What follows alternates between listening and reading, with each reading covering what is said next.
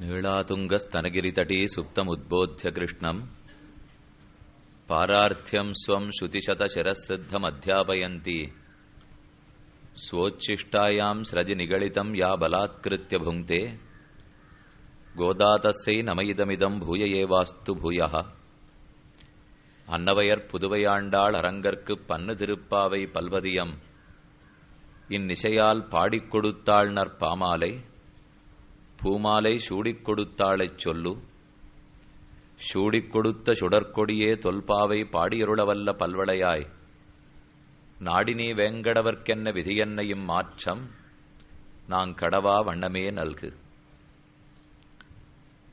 அடியார்களான ஆஸ்திகர்கள் கூடின இந்த கோஷ்டியில் ஆண்டாள் அனுகிரகித்த திருப்பாவைங்கிற 30 பாசுரங்களின் சாரார்த்தங்களை கடந்த ஒரு மாத காலமாக அனுபவித்துக் கொண்டு வந்துள்ளோம். அதிலே கடைசி பாசுரம் சாற்றுமுறை பாசுரமான வங்கக்கடல் கடைந்த மாதவன்கிற பாசுரார்த்தத்தை இன்று நாம் அனுபவத்திலே கொள்ள வேண்டும். திருப்பாவைக்கு பல மகாச்சாரியர்கள் உரை எழுதி வைத்தார்கள். பரமகாருணிகனான பெரியவாச்சான் பிள்ளை வியாக்கியான சக்கரவர்த்தின்னு கொண்டாடப்பட்டவர். அவர் 3000 படிங்கிற வியாக்கியானத்தை அனுகிரகித்தார். அழகிய மணவாளப் பெருமாள் நாயனார் பிள்ளை லோகாச்சாரியருடைய திருத்தம்பியார் அவர் 6000 படிங்கிற விபுலமான வியாக்கியானத்தை அனுகிரகித்தார். திருநாராயணபுரத்திலே எழுந்தருளியிருந்த ஆய் ஜனன்யாச்சாரிய சுவாமிங்கிற மகாச்சாரியர் 2000 படி 4000 படிங்கிற 2 வியாக்கியானங்களை அருளினார். இந்த படிங்கிற கணக்கெல்லாம் என்ன? 6000 படி 9000 படி 12000 படி அப்படின்னு திருவாய்மொழி வியாக்கியானத்தில் கூட நாம் அடிக்கடி கேள்விப்பட்டிருக்கோம். ஒரு படி என்பது 32 எழுத்துக்கள். இப்ப 3000 படின்னு வியாக்கியானம் என்னால் 3032 எழுத்துக்கள் சேர்ந்தால் அது 3000 படி. அந்த நாளில் இந்த கணக்குகளோட பெரியோர்கள் எழுதி வைத்தார்களாம். அவ எழுதுற வேகத்துக்கு இந்த கணக்கே கூடையே பூட்டு சொல்றதுக்கெல்லாம் நாம வச்சுருக்கிற யந்திரங்கள் அந்த நாளிலே கிடையாது. இப்ப நாம ஒரு கட்டுரை எழுதுறோம், அதுவும் கணிப்பொறியில போட்டு தட்டிவிட்டோம்னா நாம எழுதின்றிருக்கிறச்சேவே எத்தனை வார்த்தா இருக்குன்னு அது கூடவே சொல்லும். அதை எழுதுவதற்கு அந்நாளிலே வாய்ப்பு கிடையாது. ஆனால் எண்ணிக்கை அத்தனையும் பகவானாகவே பூர்வர்கள் கொண்டார்கள். ஆழ்வார் தன் பாசுரத்திலே எண்ணிலும் வரும் ஓர் எண்தானுமின்னியேன்னு தெரிவித்தார். நாம் நினைத்தா கூட பெருமான் வந்து விடுகிறான். எண்ணிலும் வரும்னு பாசுரம். அதுக்கு உயர்ந்த அர்த்தம் சொல்லுவார்கள். எண்ணிலும்னா நினைத்தால்னு மட்டுமல்ல, எண்ணினா கூட 1 2 3 4ன்னு எண்ணினா கூட பெருமான் வருவனாம். ஏன்னா அவருக்குன்னு ஒரு எண்ணிக்கை இருக்கு. ஜீவாத்மாவுக்கு எண்ணிக்கை 25, பரமாத்மாவுக்கு எண்ணிக்கை 24, 26வது. அச்சித் தத்துவங்கள் 24 தத்துவங்கள், ஜீவாத்ம தத்துவம் 25வது, பரமாத்ம தத்துவம் 26வது. நாம ஏதோ பணத்தை எண்றதுக்காக 1 2 3 10 20 25 26ன்னு எண்ணினால் நம்மத்தான் கூப்பிடுறான் போல் இருக்கு பக்தன்னு பெருமான் அருகிலே வருவனாம். அந்த அளவுக்கு ஆரேனும் கூப்பிடுவர்களான்னு காத்திருக்கிறான் எம்பெருமான். எண்ணினா கூட வந்துடுவன்னா அவனையே எண்ணிக்கையாக கொள்ளலாம். தனித்து 1 2 3 பூர்வர்கள் எண்ணின நாள் இல்லை. அப்ப 32 எழுத்தா 3032 எழுத்துக்கள் பெரியவாச்சான் பிள்ளையின் வியாக்கியானத்திலே, 6032 எழுத்துக்கள் நாயனாருடைய வியாக்கியானத்திலே. அத்தனை எழுதுறதுக்கு இந்த 30 பாசுரத்துல என்ன இருக்கும்? இது ஓராண்டல்ல, ஈராண்டுகள் அல்ல. எற்றைக்கும் 7 பிறவிக்கு இந்த 30 பாசுரங்களை அனுபவித்தாலும் நிரவதிகமாய் அதிசயமாய் அசங்கேயமான அற்புதமான அர்த்தங்களை இந்த 30 பாசுரங்களும் கொடுக்கும். இது உள்ளுக்குள்ள சொரங்கப்பாதையை போலே, திருக்குடந்தை ஆறாமுத பெருமான போலே. அவருக்கு ஆராதவமுதன்னு திருநாமம். நாம எத்தனை அனுபவித்தாலும் அள்ள குறையாம சொரங்கமாட்ட அனுபவத்தை கொடுத்து கொண்டே இருப்பர். அதே போலத்தான் திருப்பாவையும். அதை இவ்வாண்டும் நாம் அனுபவித்துக் கொண்டு வந்தோம் பூர்வாச்சாரியர்களுடைய வியாக்கியானத்தின்படி. இப்ப நாம நேர அனுபவிக்க வேண்டியது வங்கக்கடல் கடைந்தாங்கிற 30 பாசுரம். 29 பாசுரங்கள் ஆண்டாள் எடைச்சி பாவனையிலே பாடினாள். இன்றைக்கு ஒரே ஒரு பாசுரம் மட்டும் தானான தன்மை பெரியாழ்வாருடைய திருமகள்னு தன்னை அறிவித்து கொண்டு பாடுகிறாள் ஆண்டாள். இந்த பாசுரத்தை நேர சொல்றதுக்கு முன்னால் இன்னைக்குன்னு பல பேர் வந்திருப்பாளோ இல்லையோ, திருப்பாவையை முழுக்க கேட்டுட்டு போயிடலாம் அப்படிங்கிற எண்ணத்தோட அதற்காக சுருக்கமா கீழே இருக்கிற 29 பாசுரங்களை விண்ணப்பித்து கொண்டு மேற்கொண்டு 30வது பாசுரத்தின் அர்த்தத்தை தெரிவிக்கிறேன். முதல் பாசுரத்திலேருந்து 5வது பாசுரம் வரை முன்னுரை. எந்த ஒரு கிரந்தத்துக்கும் அவதாரிகைன்னு வைப்பார்கள். அதிலிருந்து தான் நாம் அந்த கிரந்தத்திலே இறங்க முடியும். இன்ன விஷயத்துக்காக இந்த பிரபந்தம் இயற்றப்படுகிறது என்ன ஒரு அவதாரிக்கை வைத்துத்தான் எதையுமே சொல்லுவோம். முகவுரை முன்னுரைன்னு சொல்லுகிறோம். அதை முதல் 5 பாசுரங்களாலே வைத்தாள். அதில் முதல் பாசுரத்தாலே மார்கழி திங்கள் மதி நிறைந்த நன்னாளால் நீராடப் போதுவீர் போதுமினோ நேரிழையீர் என்ன அந்த ஊர்ல திருவாய்ப்பாடியில் இருக்கிற எல்லா பெண்களையும் அழைக்கிறாள் ஆண்டாள். அழைச்சிட்டு எங்க போக போறா? கண்ணனையே தங்களுக்கு பதியாக வேண்டி மார்கழி நோன்பு நோற்றார்கள் கோகுலத்து பெண்கள் துவாபர யுகத்திலே. அதையே கேள்விப்பட்ட ஆண்டாள் தான் இருப்பதோ கலியுகத்தில் ஸ்ரீவில்லிபுத்தூரில், காலமும் வேறு தேசமும் வேறு, தானே இடைச்சி அல்லல், இந்த மொத்த வித்தியாசத்தையும் மறந்து போய் கோகுலத்திலேயே இருப்பதாக நினைத்து துவாபர யுகத்திலே இருப்பதாக நினைத்து தன்னையும் இடைச்சிகளுக்குள்ள ஒருத்தியாக நினைத்து அனுகரிக்கிறாள் ஆண்டாள். அவ்வனுகார முதிர்ச்சியால ஏற்பட்ட திருவாக்குத்தான் சங்கத்தமிழ் மாலை 30 திருப்பாவைங்கிற பிரபந்தம். அப்ப மார்கழி நோன்பு நோற்க போகிறாள். ஊர்க்காரர்கள் பெண்கள் அத்தனை பேரையும் எழுப்பிக் கொண்டு செல்ல வேண்டும், சென்று நீராட வேண்டும், நீராடி நோன்பு நோற்க வேண்டும். அதனால் முதல் பாசுரத்திலே நோன்புக்குரிய காலம் நன்றாக வாய்த்தது. இந்த காலத்துல ஒரு காரியம் செய்தால் அது நன்றாக முடிவடையும்னு ஒரு நம்பிக்கை. ராகு காலம், யமகண்டம் அந்த காலத்துல செய்யறதில்லை, அஷ்டமி நவமி செய்வது கூடாது, பரணி கார்த்தியை செய்வது கூடாது, அப்படியேதான் ஒரு காலத்தை பாண்டாள் கொண்டாடிட்டு இருக்காளோன்னு கேட்டால் அப்ப மார்கழி மாசத்தை கொண்டாடக்கூடாதே, தை பிறந்துருத்துன்னு கொண்டாடி இருக்கணும், இல்ல மாசி இருந்ததுன்னு கொண்டாடி இருக்க வேண்டும். மார்கழி மாசத்தை ஆண்டாள் கொண்டாடுறாள். எந்த சுப காரியங்களும் மார்கழி மாசத்துல நடத்தினதா தெரியல. ஆனா பெரியவாச்சனுள்ள வியாக்கியானத்திலே முதல்ல தெரிவித்தார், மற்ற எல்லா மாசங்களையும் மலட்டு மாசங்கள்னு சொல்லலாம். மிக உயர்ந்த மாசமாய் இந்த மாசத்தை தான் கொண்டாடுகிறோம். ஏன் இந்த மாசத்துல எந்த கல்யாண சுபகாரியங்களை பண்றதில்லேன்னு பிரிச்சு கொடுத்துட்டாள்? இது பகவானுக்கு அமைக்கப்பட்ட மாசம். இதுலயும் வேற வியாபாரத்தை வச்சுனுட்டால் நம்ம புத்தி அங்கேயும் இங்கேயும் தடுமாறி போகும் என்பதற்காக மற்ற ஒரு கல்யாண காரியங்களை வச்சுக்காமல் திருப்பாவை அனுபவிக்கிறதுக்கென்னே கிருஷ்ணானுபவத்துக்கென்னே ஏற்பட்டது இந்த மாசம். அந்த மாசம் வாய்த்ததேன்னு முதல் பாசுரத்தாலே கொண்டாடுகிறாள். மார்கழி திங்கள் மதி நிறைந்த நன்னாளால் மாசானாம் மார்கசீருஷோகம்னு கண்ணன் தெரிவித்தான். இப்பாட்டிலே நீராட போதுவீர் போதுமினோ நேரிழையீர் சீர்மல்கும் ஆய்ப்பாடி செல்வச் சிறுமீர்கள். திருவாய்ப்பாடியில் இருக்கிற சிறுமியர்கள்லாம் செல்வச் சிறுமீர்கள். கிருஷ்ணானுபவத்தை பெறுவதற்குன்னு எண்ணமானும் போயிற்றல்லவா. ஒருத்தனை செல்வமுடையான்னு எப்பொழுது சொல்லலாம்? பகவத் விஷயமாகிற செல்வம் இருந்தால் அவன் செல்வமுடையான்தான். இந்த திருவாய்ப்பாடி பெண்களுக்கு பெருமான சேவிக்கணுங்கிற ஆசையானு வந்து தொல்லியோ. நம்ம பெரிய பக்தர்களா இருக்கணும்னு மனக்கோட்டை கட்டவே வேண்டாம். எல்லாரும் அப்படி ஆயிடுவோம். நாம ஒத்தொத்தரும் ஆழ்வாராட்டாகணும்னு நினைக்கிற தேவையும் இல்லை. ஆனா ஆழ்வார்கள் பாசுரங்களை கேட்கிற பாக்கியமானும் பெற்றோமா? ஒரு 2 பாசுரத்தை முழுவதுமா மனப்பாடம் இல்லாட்டாலும் புஸ்தகத்தை வச்சிருந்தாலும் சொல்றதுக்கு வாய் நாக்கு துடிக்கிறதா? அந்த துடிப்பு துறை இருந்தாலே அவன் பக்தன் ஆகிவிடுகிறான். அதனால ஆண்டாள் பார்த்தாள், இந்த மாசத்துல இந்த பெண்களை எழுப்ப போனோம். இவ இத்தனை பேருக்கு இருக்கிற ஒரே செல்வம் என்ன? கண்ணனை பதியாக அடையணும்னு ஆசைப்பட்டார்கள் அல்லவா. அதை விட இவர்களுக்கு என்ன செல்வம் எதிர்பார்க்க போறோம்?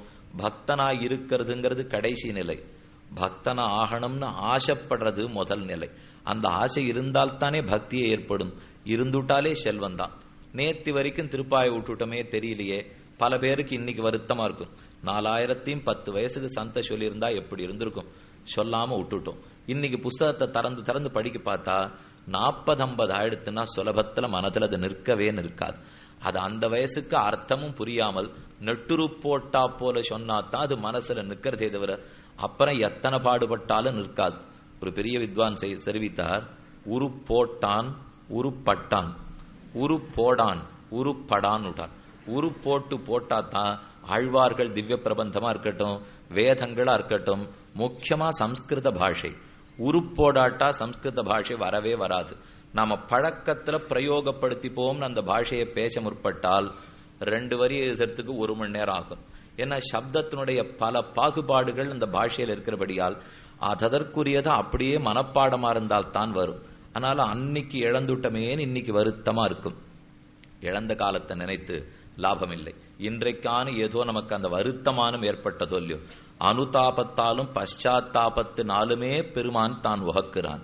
நேற்று வரைக்கும் இழந்துட்டோம், இன்னைக்கு பெற்றோமேன்னு ஆனந்தப்படுகிறோம். ஆண்டாளுக்கு இப்ப அதே ஆனந்தம் தான். நேற்றைய வரைக்கும் கண்ணனை சேவிக்க கூடாதுன்னு தடுத்து வச்சுட்டா. இன்னைக்கு தானே அதே கோபகுமாரர்கள் நீ போய் கண்ணனை சேவிக்கலாம், கடகர்களாக கொண்டு நோன்பு நோருங்கோள்னு சொல்லி வைத்தார்கள். அதற்காக ஆண்டாள் புறப்பட்டாள். மார்கழி திங்கள் மதி நிறைந்த நன்னாளால் இந்த மாசம் வாய்த்ததேன்னு கொண்டாடினாள் ஆண்டாள்.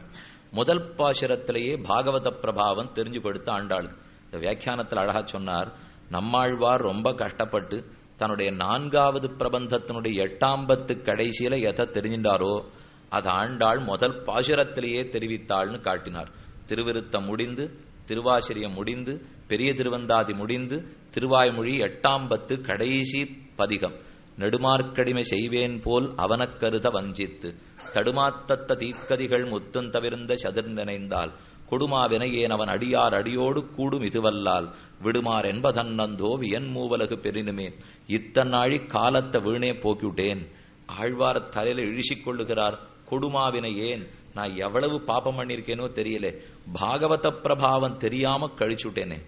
அவர் வீணா கழிச்சுடல காலத்தை. பெருமானை பத்தி தான் 4 பிரபந்தங்களையும் பாடினார். ஆனா அவனை பத்தி பாடிவிட்டு அவன் அடியார்களை பத்தி பாடாம விட்டுட்டேன். இது இத்தனை வயசாயிடுத்தே எனக்கு தெரிஞ்சுக்கிறதுக்கு என்ன 8ஆம் பத்து கடைசியில சொன்னார். இந்த கஷ்டமே ஆண்டாளுக்கு கிடையாது. முதல் பாசுரத்திலேயே நீராட போதுவீர் போதுமினோ நேரடையீர் இன்னும் பாகவத பெண் பிள்ளைகளை அத்தனை பேரையும் அழைத்தாள் அல்லவா. இதனாலதான் ஆழ்வார்களை காட்டிலும் ஆண்டாளுக்கு என்னைக்கும் தனிச்சிறப்பு. ஆழ்வார்கள் தம் செயலை விஞ்சி நிற்கும் தன்மையளாய் பிஞ்சாய் பழுத்தாளை ஆண்டாளை. இதோ நம்மாழ்வார் தலைவர், அவருக்கு எத்தனை திவ்ய பிரபந்தம் பிடிச்சிருக்கு. பாகவதர்களை பத்தி தெரிஞ்சுக்க, பகவானை பத்தி தெரிந்து கொள்வதை விட அவன் அடியார்களை தெரிந்து கொண்டால் கைங்கரியத்துக்கு லாபம். அவருக்கு கைங்கரியம் அவருக்கு கைங்கரியம்ங்கிறது ஒரு பக்கம். ஆனா அவருக்குன்னு நேரம் கொடுத்தா வாங்கிடுவாரா? கண்ணன் ஆண்டாள் இருக்கார், பக்கத்துல கண்ணன் இருக்கார். வெண்ணைக்காடும் பிள்ளை நிறைய பலமா வெண்ணெய் சாப்பிடுவார்னு கேள்விப்பட்டிருக்கும். நீங்க எத்தனை வெண்ணையை கொண்டு போய் பெருமாள்கிட்ட சமரிச்சாலும் அவர் கை நீட்டி வாங்கிக்க போறது இல்லை. ஆனால் அவன் அடியார்கள் கிரகத்துக்கு அதுல இவ்வளவு வெண்ணையை கொடுத்தா எவ்வளவு நன்னா இருக்கும். அந்த அர்ச்சக சுவாமி கிரகத்திலேயோ அந்த அத்தியாபக சுவாமியினுடைய வீட்டிலேயோ இருக்கிற குழந்தைகள்லாம் இவ்வளவு பெருமானுக்கு பாலா அபிஷேகம் பண்ணிட்டு இருக்காளே, நாம ஒரு நாள் சாப்பிட்டு கூட பார்த்தது இல்லையே அப்படின்னு நினைத்து விட்டால் அந்த பெருமானுக்கு அது திருவுள்ளம் உகக்காது. அவனை பொறுத்தவரை தன் பக்தர்கள் நன்னாக இருந்தால்தான் பெருமான் ஆனந்தப்படுகிறான். சற்று முன்பாக ஒருத்தர் பாடினாரே உஷா பத்மநாபன். அந்த பாட்டின் போது நாம் என்ன கேட்டோம்? தம்மை உகப்பாரை தாமுகப்பார் என்னும் சொல் பொய்யானால் ஆண்டாள் தெரிவிக்கிறாள், தன்னை யாரெல்லாம் உகப்பர்களோ பகவானுக்கு வேண்டியவர்களா ஒத்த இருந்துட்டால் அவர்களை தான் உகக்கிறான். தம் உகப்பாரார் பாகவதர்கள், அவர்களை எம்பெருமான் உகக்கிறான். நேர தன்னை உகப்பவர்களை காட்டிலும் பாகவதர்களுக்கு பக்தர்களாக இருந்தா பெருமானுக்கு மிக்க ஆனந்தம். அருள் பெறுவார் அடியார்தம் அடியனேற்கு ஆழியான் அருள் தருவான் நமகின்னான் அது நமது விதிவகையே இருள் தருவான் ஞாலத்துள் இனிப்பிறவியான் வேண்டேன் மருளொழி நீ மடநெஞ்சே வாட்டாத்தான் அடிவணங்கே. திருவாட்டாறுங்கிற திவ்யதேசத்தை பத்தி 10ஆம் பத்து 6ஆம் திருவாயுமுள்ள நம்மாழ்வார் தெரிவிக்கிறார். அவனுடைய பக்தர்களை விட பக்தர்களிடத்துல எம்பெருமானுக்கு பிரீத்தி அதிகம். மத் பக்த பக்தேஷு பிரீத்தி அபதிகோ பவேத்துன்னு சொல்லுகிறானாம். என்னிடத்துல பக்தி செலுத்துறதை விட என் அடியவர்களிடத்துல பக்தி செலுத்து, அது எனக்கு மிக்க பிரீதியை கொடுக்கிறது என்கிறான் எம்பெருமான். அதனால பகவானுக்கு கைங்கரியம்னு சொன்னால் அது பாகவத கைங்கரியம் தான். நாம எத்தனை கொண்டு போய் அவரிடத்துல கொடுத்தாலும் அவர் பெருசா ஏத்துனட போறதில்லை. மேலும் அவர்கிட்ட என்ன இல்லேன்னு இப்ப நாம கொண்டு போய் கொடுத்துட போறோம். அவனுக்கு ஏதான ஒரு குறைவு இருந்தா கொண்டு போய் சமர்ப்பிக்கலாம். அப்ப குறை யாருக்கு இருக்கோ அவர்களுக்கு தானே சமர்ப்பிக்கணும். அவன் அடியார்கள் அவனை பெற்றிருக்கிறார்கள்ங்கிற உயர்த்தி உண்டே தவிர மற்ற எத்தனையோ விஷயத்துல குறைபாடுகள், அத குறைகள்னு அவா நினைச்சுக்கிறது இல்லை. ஆனா நாமன்னா நினைத்து கொள்ள வேண்டும். நம்ம கிரகத்து பிள்ளையெல்லாம் மாசத்துக்கு 10,000 ரூபாய் கட்டி கூட படிக்கும். ஆனா அவர் கிரகத்து பிள்ளை தன் ஜன்மா முழுக்க 12வது வரைக்கும் 10,000 கட்டி பார்த்ததில்லை. நமக்கெல்லாம் ஆயுள் காப்பீட்டு கழகம் இருக்கு. ஒன்னும் உடம்புக்கு வந்துடக்கூடாது, நமக்கு எந்த ஆயுசு ரொம்ப கெட்டியா இருக்கணும்னுட்டு வருஷமானா 10,000 20,000 50,000 கொண்டு போய் கட்டிடுவோம். அப்படின்னா என்னன்னு கிராமத்து பக்கம் போய் அர்ச்சகால் வீட்டுல கேட்டு பாருங்க, அவருக்கு என்ன உடம்பு வந்தாலும். நாம என்னமோ மார்கழி நோன்புன்னு ஆரம்பிச்சுட்டோமே, இது நன்னா நிர்விக்னமா நடக்குமோ? வசிஷ்டர் நாள் குறிச்சா ராமபட்டாபிஷேகம் நின்னு போச்சு. நமக்கு இடக்கை வழக்கை தெரியாது, பஞ்சாங்கம்னு என்னதுன்னே தெரியாது. நம்ம பாட்டுக்கு என்னமோ பண்ணணும்னு ஆரம்பிச்சுட்டோம். இது நிறைவேறுமான்னு ஒருத்தி கேட்டாள். இன்னொருத்திக்கு கொஞ்சம் வேதாந்த ஞானம் உண்டு.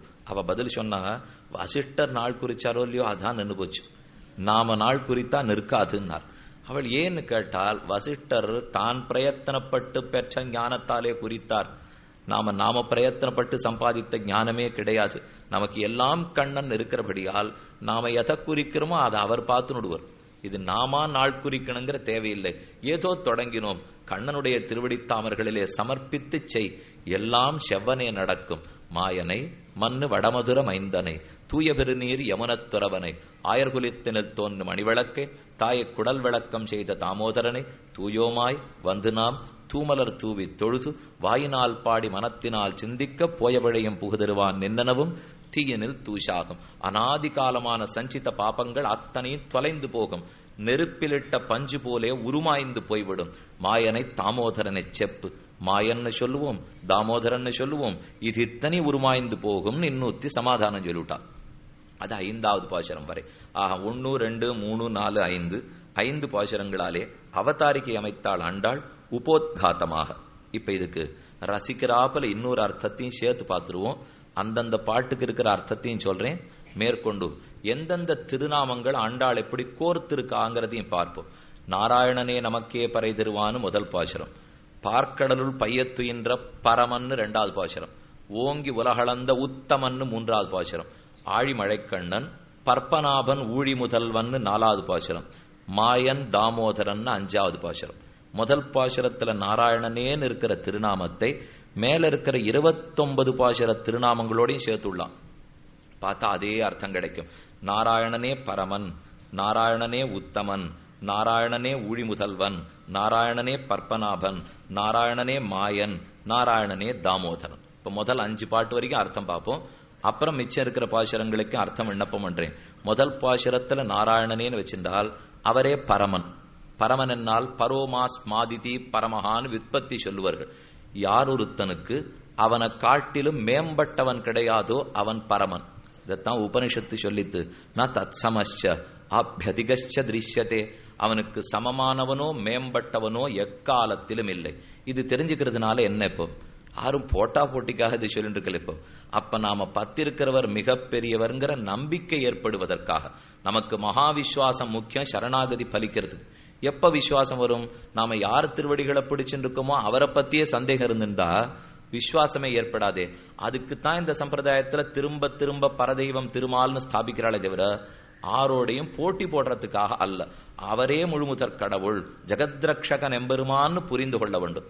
பரமன். இன்னைக்கும் திருமாலின் சோழமலை மூலமூர்த்திக்கு பரமசுவாமின்னு பேர். சுந்தரத்தோளுடையான்னு சொல்லுகிறோமே, சுந்தரபாகு ஸ்தவம்னே சுவாமி கூறத்தாழ்வான் ஆச்சரியமான ஸ்தவம் அனுகிரகித்தார்.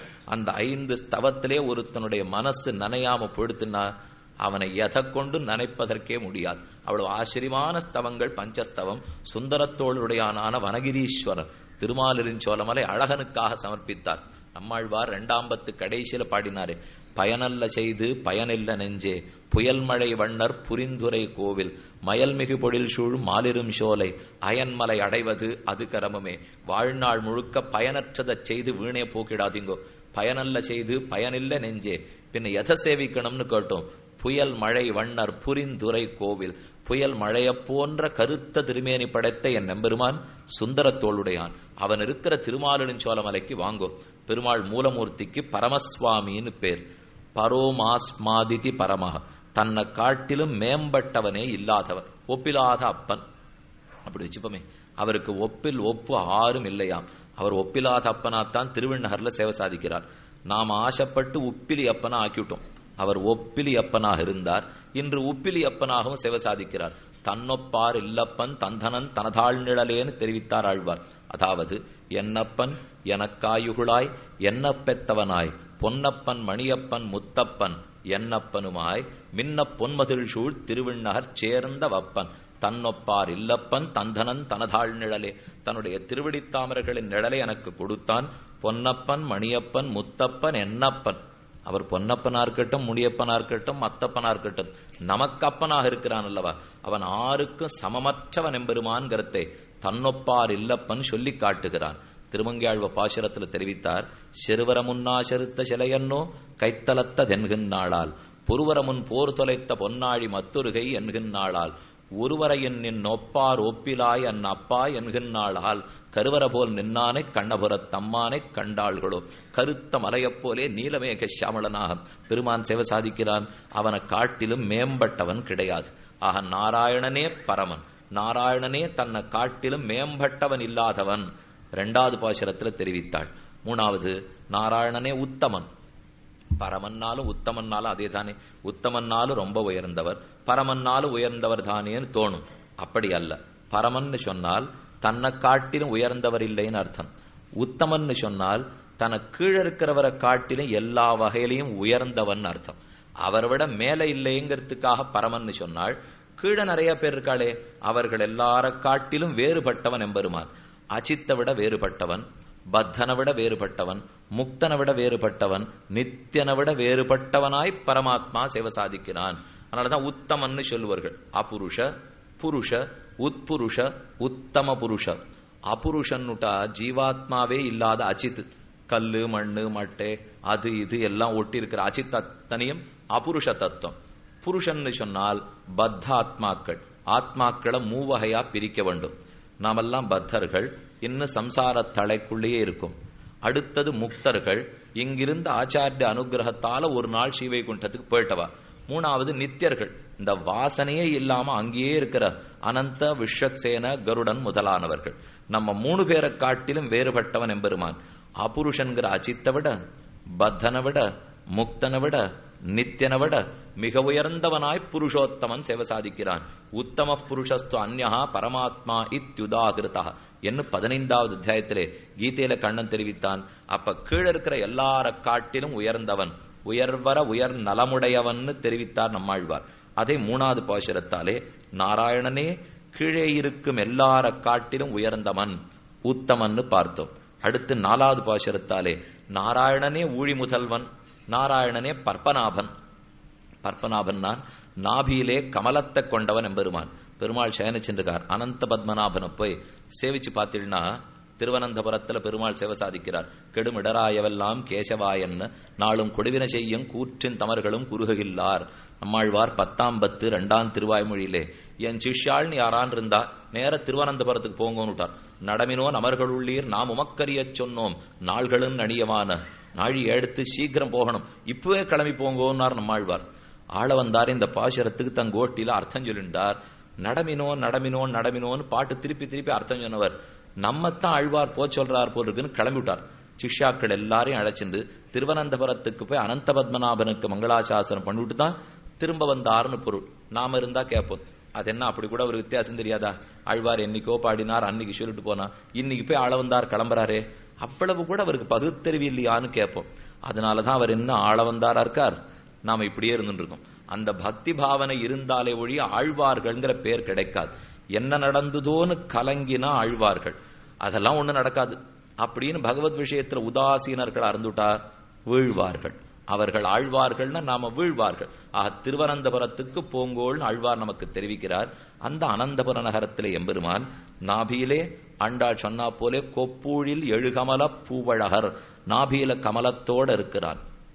வேதாந்த தேசிகன் ரொம்ப அழகா ஒரு ஸ்லோகத்துல தெரிவித்தார். பெருமாள் சயனிச்சிருக்காரு இல்லையோ, அங்க இருக்கிற நாபி கமலத்தில் இருக்கிற பிரம்மா கிட்டக்க போய் உத்து காதை வச்சு அந்த பிரம்மா ஏதோ சொல்லிண்டே காப்புல இருந்துதான். என்ன சொல்றாருன்னு உற்று கேட்டார். நாகன் தேவஹா, தேவர்கள் ஆறுமல்ல, நானும் தெரிஞ்சின்றதில்லை. நச்ச சங்கரஹா, என் பிள்ளையான சங்கரனும் தெரிஞ்சின்றதில்லை. என்னமோ உளரன் இருக்காரே, இவர் என்ன உளரன் இருக்காருன்னு போய் கேட்டா, நான் ஒரு நாபியில உட்காண்டிருக்கேன் கமலத்திலே, அந்த நாபிக்கு யார் சொந்தக்காரனோ அவனுக்கு இருக்கிறது எவ்வளவு பெருமைங்கிறதை இங்க இருக்கிற தேவர்களோ நானோ பரமசிவனாரோட கூட தெரிஞ்சின்றதே இல்லை அப்படின்னு அந்த குழந்தை வளர்ண்டே இருக்கான். குழந்தை வளரித்துன்னா கேட்டுண்டு ஆசையோட தாயார் படுத்துன்று பொருள்லையும் அதை போல அனந்த பத்மநாபன் சயனித்திருக்கிறான் அந்த பெரியவர் எழுதி வைத்தார். ஆக பத்மநாபனான எம்பெருமான் தன் நாபி கமலத்திலே பிரமனோட கூட இருந்தா எதுக்கு சாட்சி? அப்ப ஜகத் அத்தனைக்கும் சிரஷ்டாங்கிறதுக்கு சாட்சி. அவன் தானே எல்லாவற்றையும் படைத்தான். நாராயணனே பற்பநாபன். நாராயணாத்து பிரம்மா ஜாயத்தே, நாராயணாத்து ருத்ரோ ஜாயத்தே, திசஷ்ச இந்திரியாணி. நாராயணிடத்திலிருந்து பிரமன் தோற்றினான், நாராயணிடத்திலிருந்து சிவன் தோற்றினான். ஆக எல்லாருக்கும் தோன்றுதலுக்கு காரணம் எம்பெருமான். தேவதைகள் அத்தனை பேரையும் படைத்தவன்கிறதை நாராயணனே பற்பநாபன் தெரிவித்தாள் ஆண்டாள். அப்ப இத்தனை தேவதைகளையும் அவன் படைத்தவனாக இருந்தால் அவர்களுக்கும் மோட்சம் கொடுப்பவனா இருந்தால் அவர்களுக்கு ஆபத்து வரச்சே ரட்சித்தவன் எம்பெருமான் தானே. நமக்கு ஆபத்து வரட்சையும் ரட்சிப்பன் என்று ஒரு விசுவாசம் ஏற்படணுங்கிறதுக்காகத்தான் நாராயணனே பற்பநாபன் தெரிவித்தாள். அடுத்த பாசுரம் நாராயணனே மாயன், நாராயணனே தாமோதரன். நாராயணன் சொன்னால் இனிமே பெருமை மிச்சமில்லை, அத்தனை பெருமையும் மனசுல படும். தாமோதரன் சொன்னால் எடைச்சு கையாலே கட்டுப்பட்டு சொல்லுப்பட்டான். உதரம்ங்கிறது இந்த இடையிடம். இடுப்பிலே தாம்பு கயிற்றால அடிபட்டான் இல்லையோ. முழுதும் வெண்ணையளைந்து தொட்டுண்ணும் முகிழஞ்சிறு தாமரை கையும் எழில்கொள் தாம்பு கொண்டு அதிப்பதற்கு எழுகு நிலையும் என்று குலசேகர பெருமாள் தெரிவித்தா போலே ஓங்கி அடிக்கிறதுக்காக ஓங்கினுட்டா தாம்பை. திருமங்கையாழ்வார் இதைத்தான் பார்த்தார். வாரா தான் வைத்தது காணாள் வயிறிடத்திங் ஆரார் புகுதுவார் ஐயர் இவரல்லால் நீராமிதி செய்தீரென்னோர் நெடுங்கையித்தால் தீரா வெகுளியலாய் சிக்கனவார் தடிப்ப ஊரார்கள் எல்லாரும் காண உரலோடே தீரா வெகுளியலாய் சிக்கனவார் தடிப்ப. தீராத கோபம் வந்துருத்தான் யசோதைக்கு. நரசிம்ம பெருமானுடைய கோபத்தை கூட தீர்த்துடலாம் போல் இருக்கு. யசோதைக்கு வெண்ணைக்காக வந்த கோபத்தை தீர்க்க முடியல. என்ன அதுக்கு தான் இப்ப கண்டுபிடிச்சு வச்சிருக்கா. நரசிம்ம பெருமானுக்கு கோபத்தை தீக்கிறதுக்கு இன்னொரு தேவதாந்தர் இப்ப கண்டுபிடிச்சிருக்காள். அவரை போய் 4:30 to 6 மணி வரைக்கும் ஞாயிற்றுக்கிழமை சேவிச்சுட்டு வந்துட்டீங்கன்னா லட்சுமி நரசிம்மனுக்கு கோபம் தீர்ந்து போடும்னா இது அன்னன்னைக்கு புதுசா கடவுளர்கள்லாம் படைக்கப்படுவார்கள். நாம வேணா படைக்கப்படலாமே தவிர தெய்வத்தையே படைக்கிறதுங்கிறது அவ்வளவு நியாயமும் இல்லை. எந்த புராணத்தில் இருக்குன்னா எந்த புராணத்தில் ஆதாரமும் இல்லை. இதை கேட்டுன்னா எல்லாம் மாச சஞ்சிக்கப்படுத்துற பாடு. மாசம் வாரம் ஏதோ ஒரு புஸ்தகம் வரும், அதுல போட்டா நரசிம்ம பெருமான் கோபம் தணிக்கிறது இங்க பொங்கோன்னா அவர் கோபத்தை அணிக்கிறது ஆறு. அந்த பக்த பிரகலாதன் ஒத்தம் தான் அதை செய்ய முடியுதே தவிர நாறு நீங்க ஆறு இன்னொருத்தர் தணிக்கிறதுக்காக. அதனால இதை போல அப்பப்ப உருவாயிட்டு இருந்தா நாம தான் அந்த விஷயங்களிலே ஜாகிரதையாக இருக்க வேண்டும். இப்ப யசோதைக்கு வந்த கோபத்தை பார்ப்போம். அவ பெரிய தாம்பு கயிற்ற கையில் எடுத்துட்டா ஓங்கி அடிக்கிறதுக்காக போனாலாம். அழுத கண்டும் அஞ்சு நோக்கும் அந்நோக்கும் தொழுதகையும் தொல்லையின்ப திருதி கண்டாள். பயந்து போய் நிற்கிறாப்புல நடிச்சிருந்தானா அது தாமோதரனின் தன்மை. நாராயணனேன்னு சொன்னதுனால எல்லா பெருமகளும் பார்த்தோம். தாமோதரன் சொல்றதுனால சௌலபியம் அத்தனையும் பார்த்துட்டோம். பரத்வம் சௌலபியம் ரெண்டும் பெருமானிடத்திலே உண்டு என்பதைத்தான் நாராயணனே தாமோதரன். எளிமையா இருக்கிறதுக்கு வேறொத்தனை தேடின்னு போக வேண்டாம், பெரியவனா இருக்கிறதுக்கு இன்னொத்தனை தேடின்னு போக வேண்டாம். யார் பெரியவனோ அவனே எளியவன் ஆண்டாள் தெரிவித்தாள். நாராயணனே தாமோதரன் கருத்தினாலே உபாயோபேயத்வே ததிகதவ தத்துவம் நதுகுணவ் என்று பராசர பட்டர் தெரிவித்தார். நீயே உபாயம், நீயே பிராபியம், அடைவிப்பவனும் நீ, அடைந்து அனுபவிப்ப வேண்டியதும் உன்னைத்தான். ஆக ரெண்டும் பெருமானாக இருக்கிறான்கிறதை நாராயணனே தாமோதரன் சொன்னாள். இதோட அவதாரிக்கை பிரகரணம் முற்றிற்று. இனி அடுத்தது 6ஆம் பாட்டிலேருந்து பார்ப்போம். புள்ளும் சிலங்கிபினகான் பாசுரத்திலிருந்து எல்லே இளங்களிய பாசுரம் வரை 10 பெண் பிள்ளைகளை எழுப்பிக் கொள்ளுகிறாள் ஆண்டாள். 10 பேரை எழுப்பிண்டு கண்ணனுக்கு மார்கழி நோன்பு நோக்கிறதுக்காக போவோம். ஆண்டாளுக்கு ஆசை. ஏக சுவாதுன புஞ்சீத, தனித்து ஒரு நல்ல பதார்த்தம் கிடைச்சா சாப்பிடப்படாது. காக்காயை பார்த்திருக்கீங்களா? ஏதானும் ஒண்ணு கிடைச்சதுன்னா காக்கான்னு கூப்பிட்டு ஊரெல்லாம் கூட்டிடும். இது காக்காய்க்கு இருக்கிற குணமாவது நம்ம இடத்துல வரணுமே. ஒரு உயர்ந்த வஸ்து கையிலே கிடைத்தால் அதை எல்லாரிடத்திலையும் பங்கு கொடுத்துத்தான் சாப்பிட வேண்டும். ஆண்டாள் கையில கண்ணன்கிறவன் கிடைக்க போகிறான். எல்லாரோட பகிர்ந்துக்கணுங்கிற ஆசையோட அதுக்காக ஒரு 10 பெண் பிள்ளைகளை எழுப்பினாள். நமக்கு சந்தேகம் வரும், 5 லட்சம் பேர்னா திருவாய்ப்பாடியில் இருந்ததா கேள்விப்படுறோம். ஏன் 10 பேரை எழுப்பிண்டாள் ஆண்டாள்? அவள் 5 லட்சம் பாட்டியும் பாடியிருப்பாள். அவளுக்கு ஒரு குறவும் இல்லை. வியாக்கியாத்தா பெரியவாச்சான் பிள்ளை 5 லட்சத்துக்கு வியாக்கியானமும் எழுதியிருப்பார். நாங்கள்லாம் என்னைக்கு திருப்பாவை சாத்துமுறை பண்றது? அவ 5 லட்சம் பாட்டு எழுதி அதுக்கு அவர்களும் உரையாசிரியர் எழுதிட்டு போட்டா அவர்களுக்கு சாமர்த்தியம் இருக்குன்னா நமக்கு இருக்க வேண்டாமா? இது ஏதோ 1 மாசம் 30 நாள்ங்கிறதுனால நாம இப்படி எல்லாம் வந்துட்டு போயிட்டு இருக்கோம். திருப்பாவை அர்த்தம் நிறைய இருக்கு. ஒரு வருஷம் சொல்லலான்னு இருக்கேன். 364 நாள் சொல்லேன்னா முதல் 2 வரிசையில தான் ஆள் இருக்கும். 3வது வரிசையிலேருந்து ஆளே நமக்கு கிட்டாது. எதையுமே சீக்கிரமா தெரிஞ்சுடணும்னு சொன்னா ஆசை அதிகம். அதனால இங்கேயும் ஆண்டாள் 30 பாசுரங்கள்ல சொல்றா போலே 10 பேரை மட்டும் எழுப்பிக் கொள்ளுவோம் என்று புள்ளும் சிலம்பினகான் பாசுரத்திலிருந்து எல்லே இளங்கிளிய வரை 10 பேரை எழுப்பினாள். முதல் பாசுரத்தில் பிள்ளாய்னு எழுப்புகிறாள். பிள்ளாய் என்றால் பகவத் பிரபாவம் தெரிஞ்சிருக்கு, பாகவத வைபவம் தெரியல.